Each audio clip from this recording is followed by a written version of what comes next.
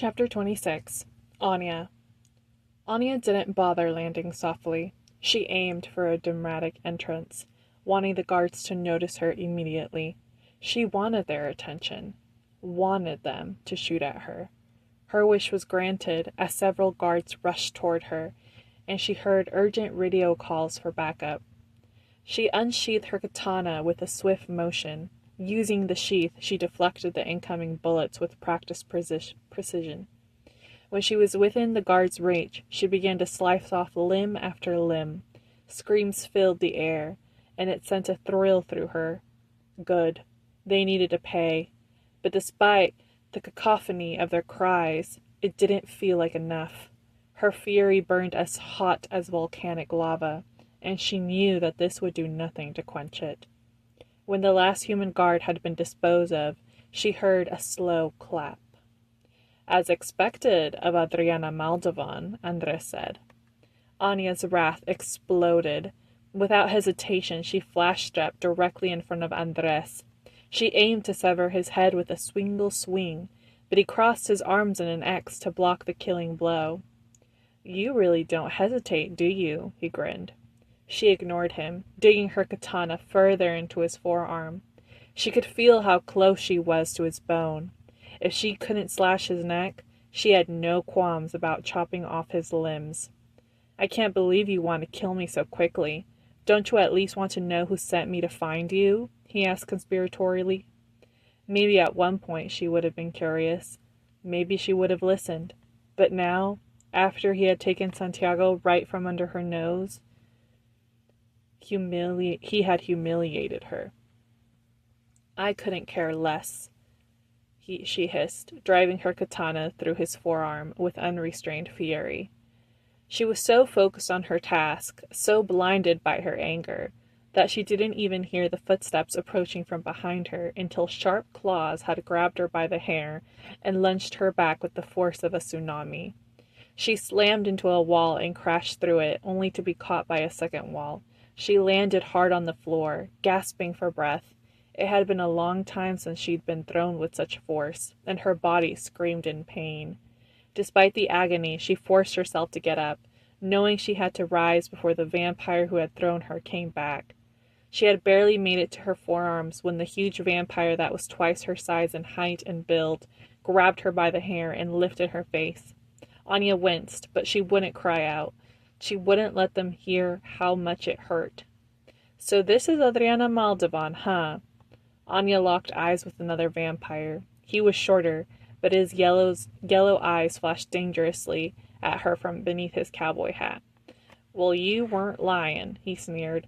"She's got the red eyes," he spit, then took out a pocket knife and crouched down to her level. "You know, there ain't many northern vampires left with silver hair like yours." He brushed the back of his blade against Anya's cheek.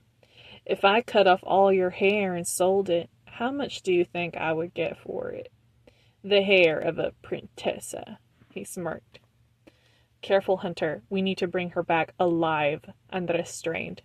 She looked past the cowboy vampire hunter and saw Andres behind him, clutching his arm to his chest, blood pooling from where she had managed to chop off his hand. She was happy to see that she had at least managed that. "Bald is still alive," Hunter smirked. "I'd really wonder." He allowed the blade to run up to her face until it was right below his eye. "How much I'd get if I cut one of those eyes. I bet I'd have enough money to last me an eternity." Anya didn't even blink at the threat. Noting that the vampires were distracted, she carefully retrieved a small grenade from her back pocket. "Are you done talking?" she said, removing the safety pin and rolling the grenade toward Hunter. "Because I'm done listening." Hunter's eyes widened as he saw the grenade rolling toward his feet. "Run!" he shouted. Just moments before the explosion, Anya grabbed her katana and flash-stepped to the other side of the warehouse. She landed ungracefully, groaning at the impact. It was the second time she had used flash-step that day. After saving Ernesto and suffering a fever with all her broken limbs, Javier had forbidden her from using it again, but she had defied him in secret, training on her own. Despite 2 years and a half of practice, she could only manage to flash step 3 times in a single day. Escaping from the grenade had been her last use of it. She would have to rely on agility from here on out. You little bitch, Hunter roared through the smoke. Resorting to human tricks. That shit really pisses me the fuck off. Grab her, Johnny, he shouted at his brother. Anya barely had enough time to react to the massive vampire charging towards her. She jumped, avoiding the vampire's grasp, and swung her katana at his neck. When her katana made contact with it, she smiled victoriously, until she realized that her blade was lodged in his collar. She hadn't been able to slice all the way through. Why? Panic seized her, and before she could retreat, the vampire's huge hands had seized her neck, and he rammed her into the wall. 1, 2, 3 times, as though she was nothing more than a doll. All right, Johnny, that's enough. I think she learned her lesson, Hunter spoke. The massive vampire Johnny let Anya fall limply to the floor. Anya gasped for breath. Her ribs had cracked. She was sure of it. The raindrops that fell gently on her head felt like boulders, and she felt liquid begin to run down the side of her face onto the wet concrete. She watched as her red blood mixed with the rainwater, and a thought came to her. That vampire had cracked her skull.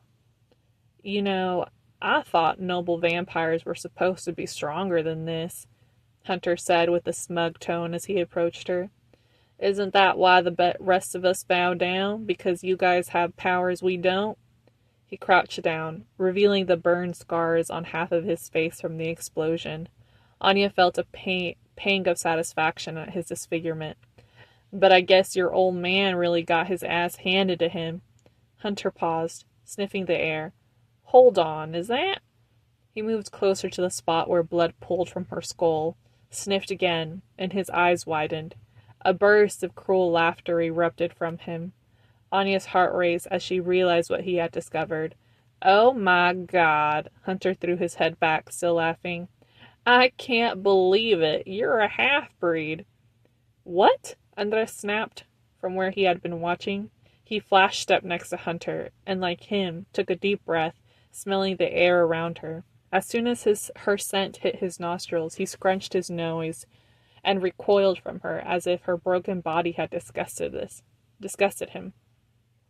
How can this be? Andres muttered, staring at Anya with a mix of bewilderment and revulsion. Adriana Moldovan, daughter of Luca Moldovan, a half-breed? He shook his head in disbelief. I don't understand. Don't be an idiot, Andres, Hunter exclaimed, and then grabbed Anya by her bloodied silver hair, lifting her up like a puppet so that Andres could see her face, see her shame. This isn't Adriana. This is Anya Moldovan. He shook her roughly, trying to emphasize his point. The half-breed that Luca sired with a human woman and then kept, Lord knows why. What? Andres asked, still looking as though he didn't understand. Yeah, the cowboy vampire said, letting Anya fall to the floor. He got up and walked towards his brother Johnny. If you weren't in Romania, you probably wouldn't know, he said. It's common knowledge there that Luca Moldovan kept a half-breed daughter in the family. He stood, taking Anya's katana out of Johnny's neck, and then walked back towards Anya. I thought half-breeds didn't exist, Andres whispered, still looking shocked. They don't really, Hunter responded nonchalantly. 90% of those don't survive. A vampire's nature can't harmonize with a human's. I've even heard that half-breeds can't consume human blood without getting sick. Honestly, it's amazing she can even use half-step. But even for a half-breed flash-stepping Prince Teta, you're still pathetic, he jeered, crouching down beside Anya, who lay paralyzed. Do you hear me? He sneered. You're pathetic, just like your little sword here. He snapped her katana in half, and then with a vicious grin, he rammed it straight into her thigh. Anya let out a scream of pain as he dug the blade deeper and deeper. You know why you couldn't cut my brother's head off with your silly little human weapon? He smiled cruelly. Because a half-breed like you could never defeat a full-fledged vampire. He grabbed the handle of the katana and pierced it straight through Anya's hand, and she cried out again. You're nothing but a freak of nature that was never supposed to have survived.